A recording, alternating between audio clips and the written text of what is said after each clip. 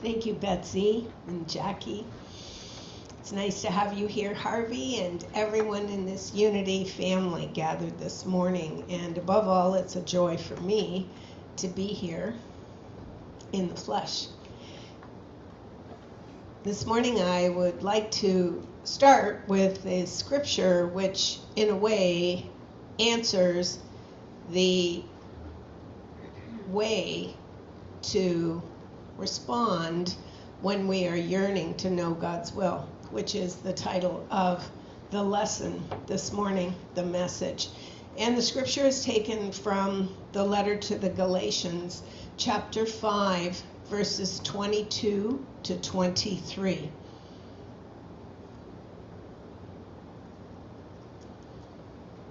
But the fruit of the Spirit is love, joy, peace, long-suffering, gentleness, goodness, faith, meekness, temperance.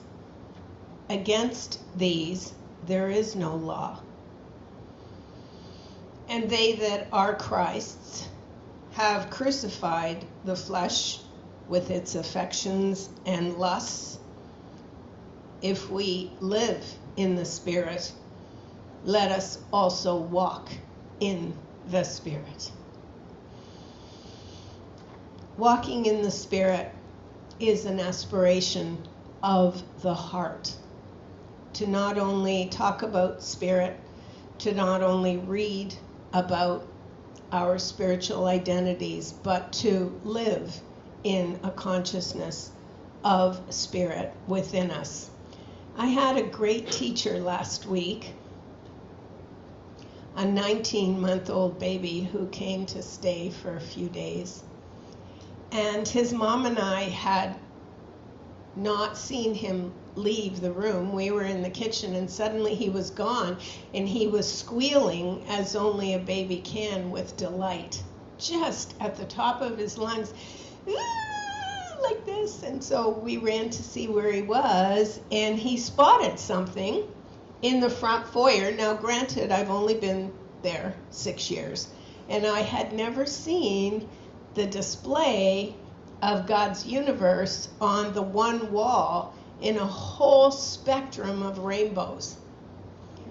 And he stood in front of it just screaming with glee because he was in the moment, because he was receptive, because he was fully present to that now moment.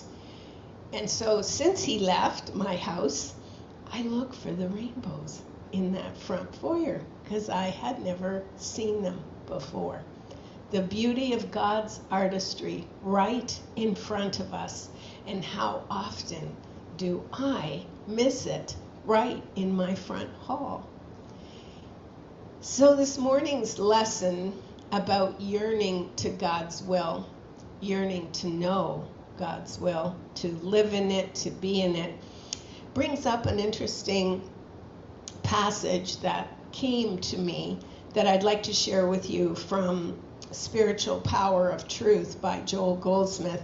And I start with this because the bulk of my lesson this morning will be to share with you 3 recent examples from my life on a very material plane, where being able to transcend the material and the mental and respond from the spiritual realm brought about miracles in everyday living.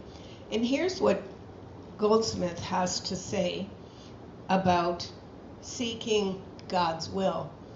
He writes, when an individual in one way or another is led to seeking, this means that something within that person is trying to break through, because nobody of his or her own accord seeks to know God's will. He says in that powerful confidence of a spiritual teacher with illumination, you can put that down as a rule with no exception. No human being has, of him or herself, ever sought God. Never in the history of the world. God has to seek you before you can turn and believe that you are seeking God. All the time that you are believing that you are seeking God, do not fool yourself. You are not. It is God in you. God in you trying to push through and reveal itself or himself to you. When you know this, you can stop your search for God. You can sit down and listen more, and then God will break through. And in my experience, then the will of God, which is always good for me, is revealed to me, and I need do nothing. Those of us who have been immersed the last 8 weeks in contemplative prayer and its practice according to mysticism will have come across this very powerful line. It says, a person who can sit and do nothing can do just about everything. I have found that to be true, for there is power in the stillness, there is power in listening, there is power in asking to be led. I hope that my sharing of my miracle-minded seeking to know God's will reveal what for me are some foundational precepts in how this yearning to go to know what God's will for me is. In preparing, I show up first with even just this much willingness. Am I really willing to let go of my agenda, my need to control, my small self, my Santa Claus list? Just let it go and show up willing. So willingness is the first one. I had an experience teaching by a friend this week with the second step, because the second step is individual responsibility for recognizing how your temptations show up in consciousness.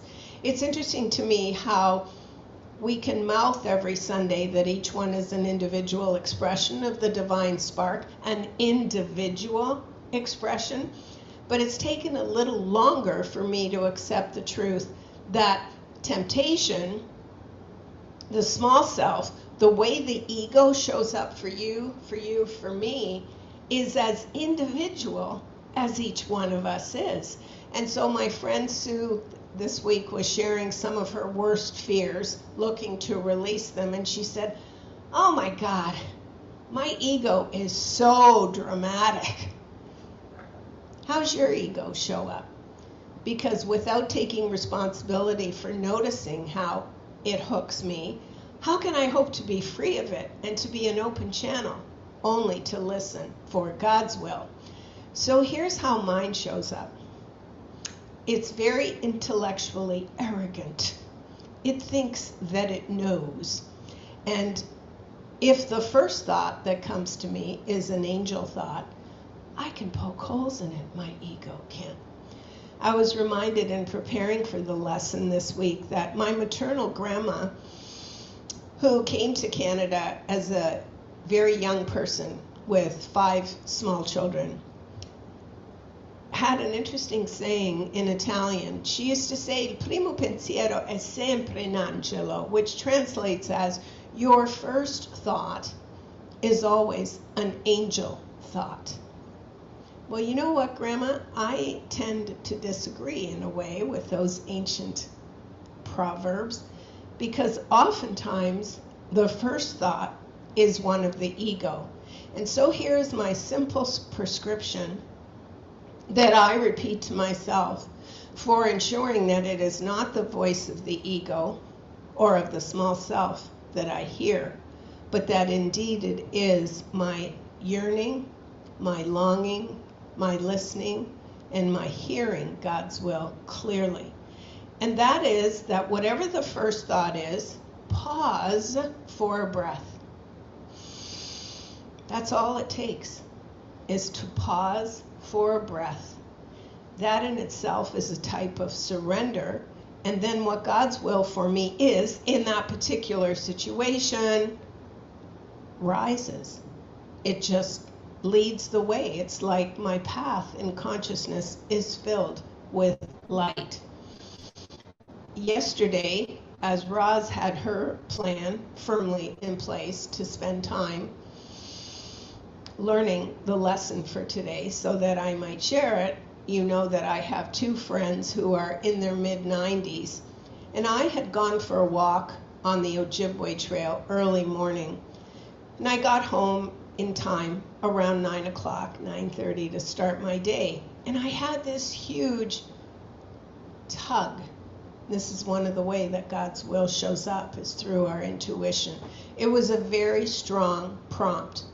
I was much more attached to my ego's plan, and my intellect showed up to tell me exactly why that prompt was not worth listening to.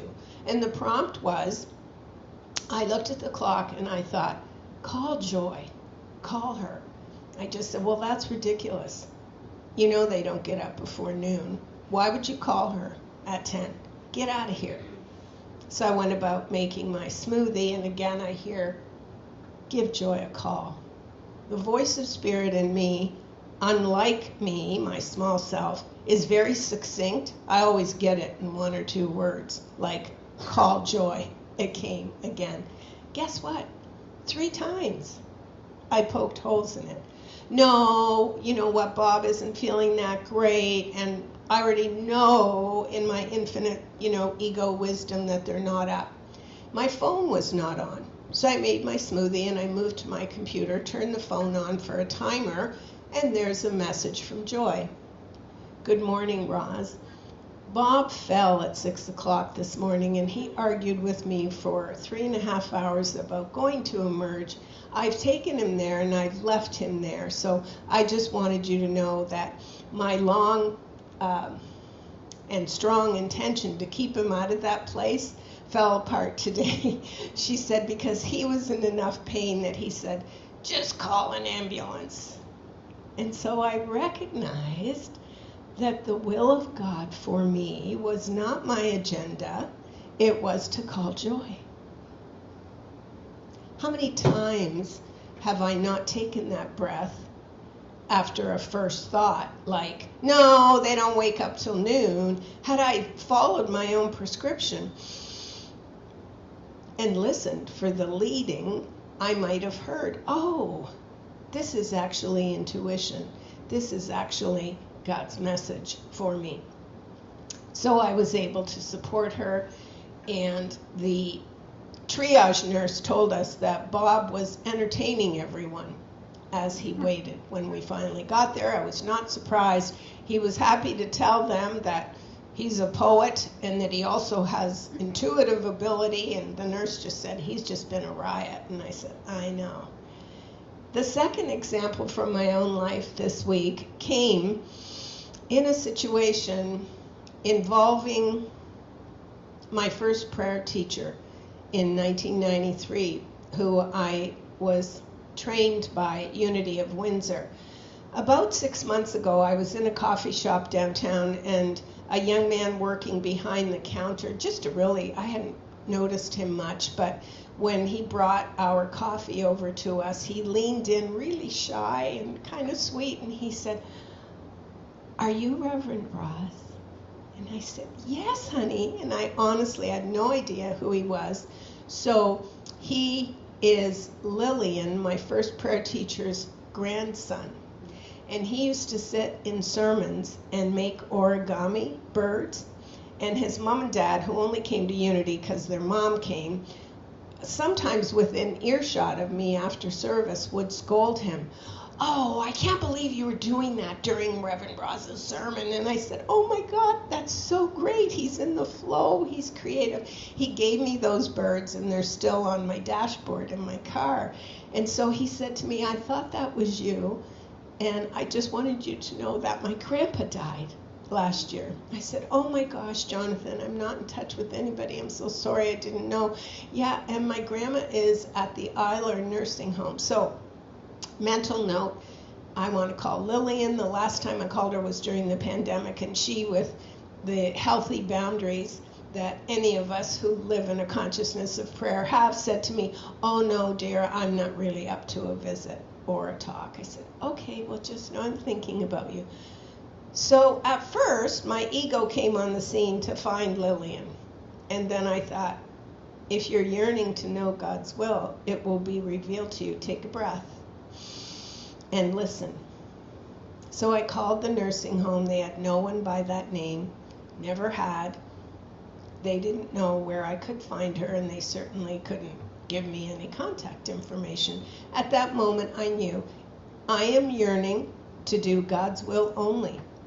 In terms of reconnecting with Lillian, recently I've had more than one experience of ignoring that prompt, and then the person passes into their next experience of living. Please hold John Sullivan on that note in your prayers. Some of you heard John when he came to teach for us on the communication. He and his wife are both psychotherapists, and last week their 42-year-old son died. He lived on the street. He had been diagnosed as schizophrenic, whatever that means. And it was interesting to me that they did not have an obituary for him.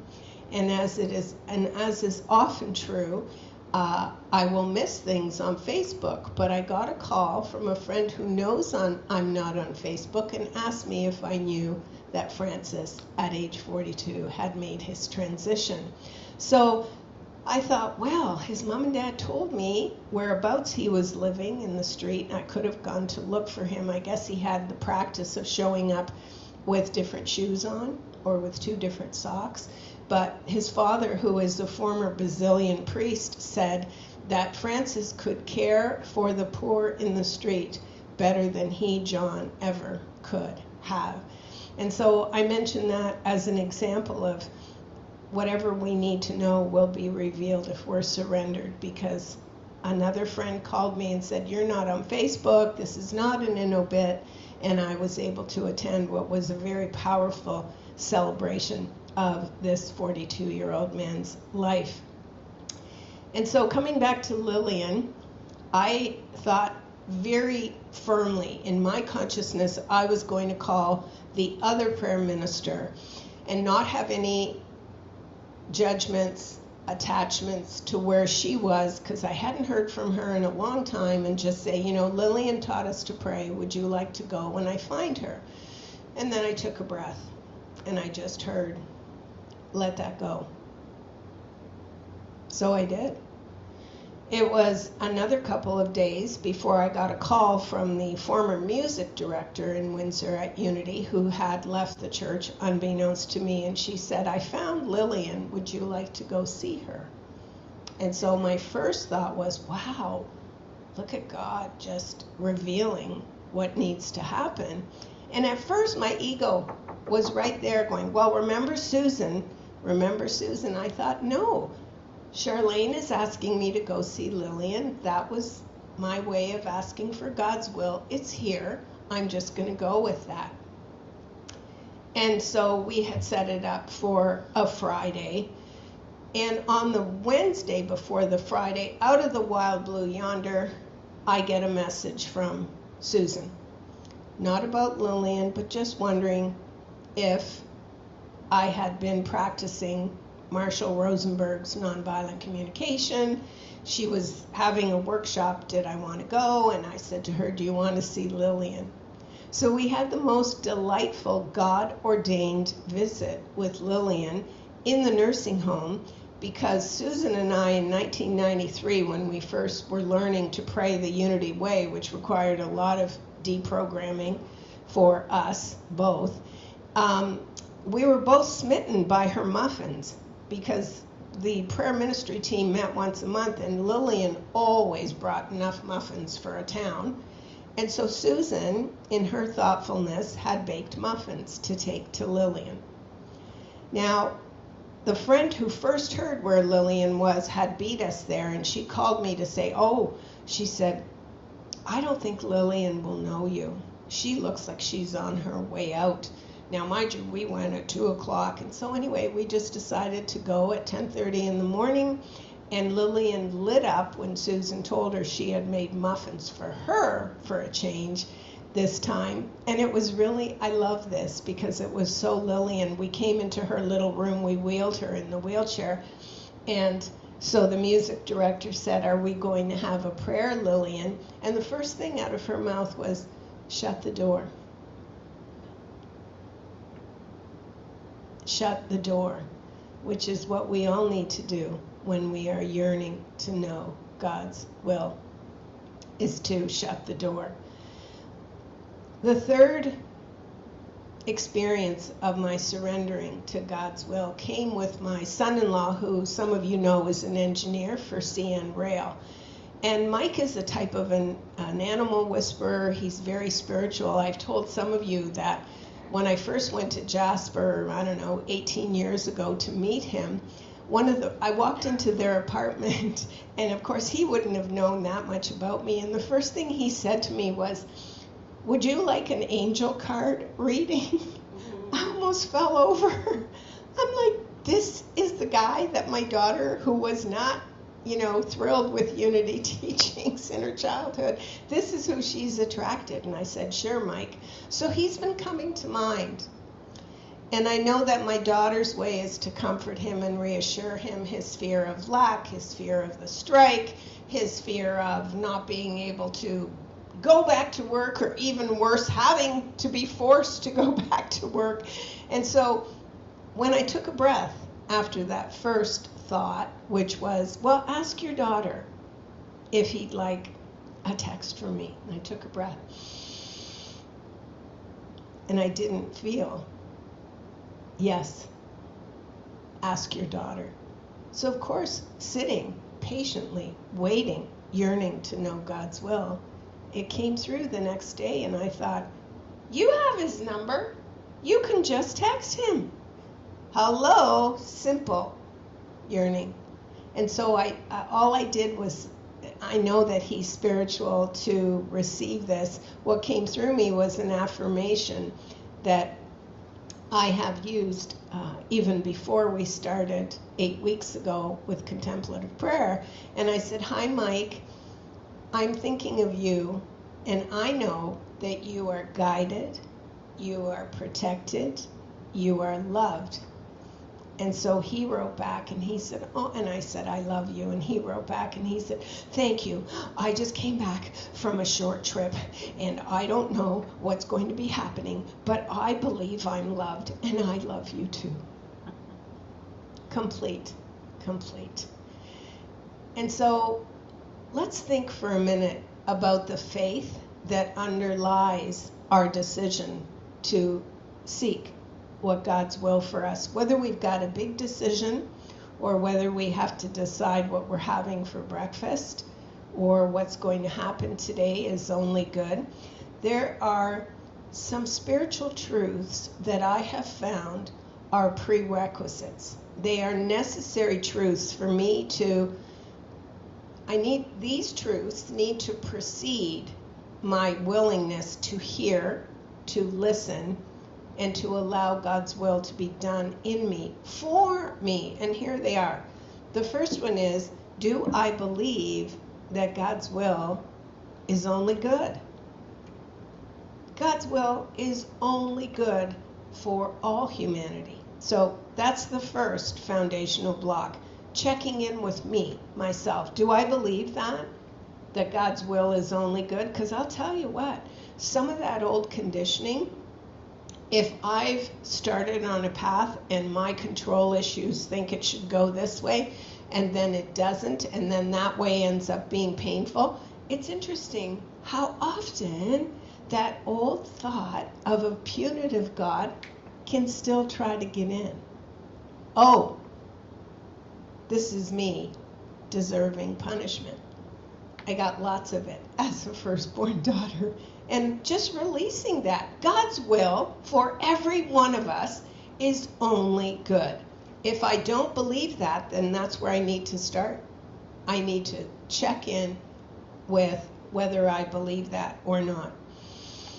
The second one is, it's always available. God's will for me, it's just waiting for me to knock on that interior door, the door of my heart, and ask that it be revealed. It's always available for the asking. How many times do I rush ahead instead without taking that breath that I mentioned, releasing whatever came up first and listening? Oh, sometimes when I hear, and for me it's not a voice, it's more of an intuitive prompting. And sometimes, I don't mind telling you, my response is, you got anything else? What else you got? Because, of course, my ego thinks, that's kind of not what I was looking for. Right. And that's exactly how I know it's God's will. So number one, God's will for all of humanity is good. Number two, it's always available to you, to me, to people I think should be different, to people I decide could be different if only they knew what was good for them. They are following God's will to the best of their ability, and I let that go. And the third thing is, do I believe that spiritual discernment can be developed? Like, if I haven't even started to identify what my ego sounds like, well, then back up the train. How do I know when I am out of what Joel Goldsmith calls the spiritual realm? He talks about 3 levels of consciousness, and boy, the simplicity of it. He says there are 3 levels. Material, okay, out here, everything that can hook me. The next one is mental, and the other one is spiritual. Maybe you're like me, and sometimes all 3 of them get kind of mixed up. And I can only be in one at a time. And spiritual discernment is my willingness to discern what is the voice of my small self, and when am I hearing the prompt of God's good for me. And so in summary this morning, I will leave you with this word, which seems to be back in vogue, a portal, which of course is just a door into. And these are portals through which I can hear God's will for me.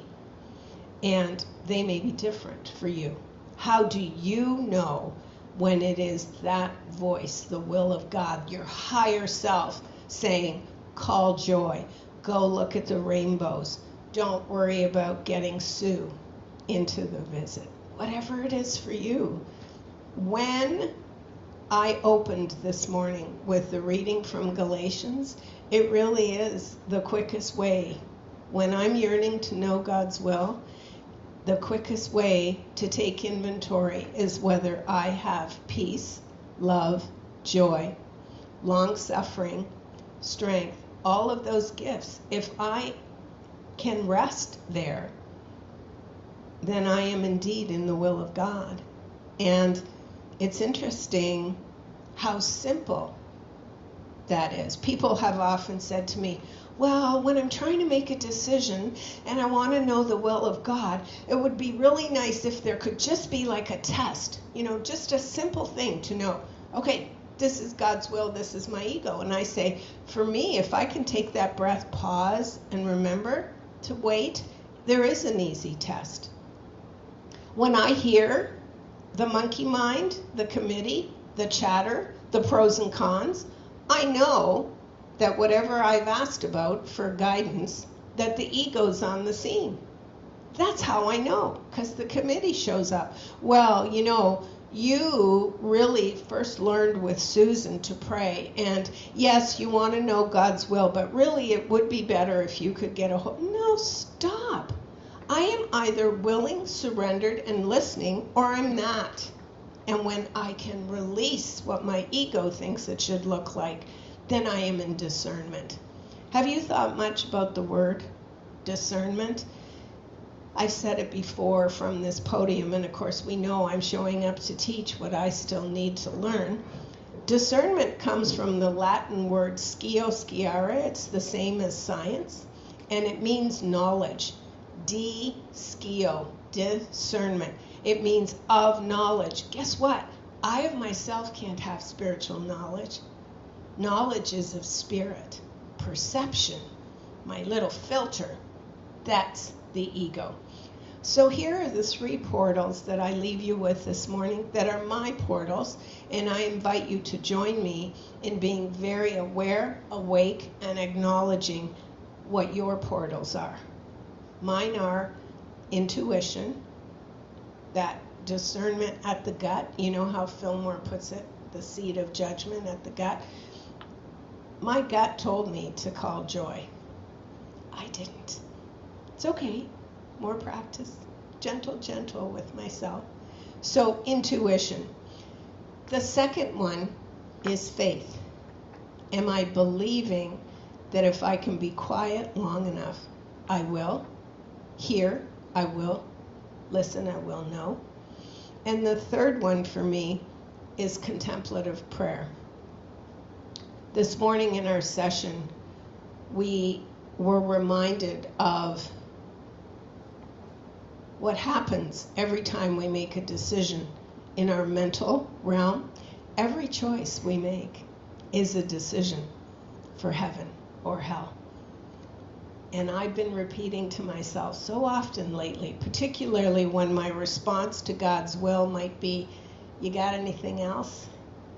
I simply say to myself, through this understanding, if I'm in any kind of prison, and any kind of prison is mental, guess who has the key? And so this morning as we close, we just notice our degree of what the cloud of unknowing calls love longing. How much love longing and yearning do I really have to know God's will for me? Deep breath. Believing that God's will for all of us is pure good. Knowing that it's available to me when I decide. And finally, choosing through discipline to develop spiritual discernment as a way to know that I am guided, I am protected, I am loved. In that same energy of love, of surrender, let us prepare for meditation.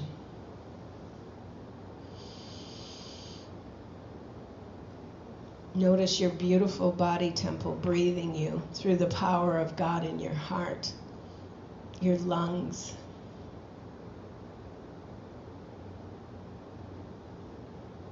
Feel the presence. Allow the presence.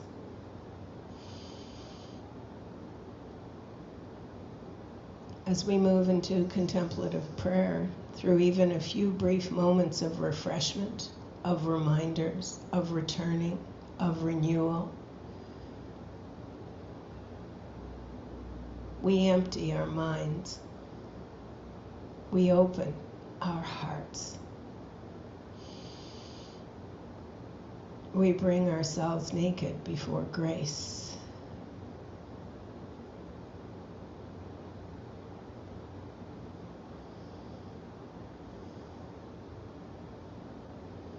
Yearning to know God's will is spiritual discernment. As we empty our minds and open our hearts, we move into a time of communion with our true identity, with that spark of the divine living in our hearts. Noticing our breath, welling up with joy, with gratitude, with receptivity, with order, with strength, with wisdom, with the power that the month of August is dedicated to, and unity centers all over the world. The executive power of mind, the will, surrendered, yielded, allowing the voice for God, on behalf of God, to be heard.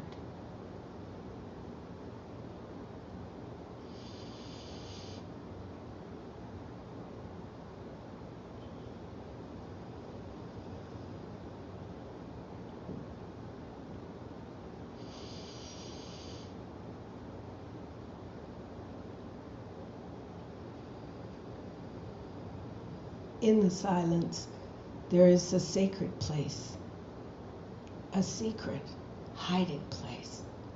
Love is there, peace is there, joy is there, patience is there, wisdom is there, strength and power are there.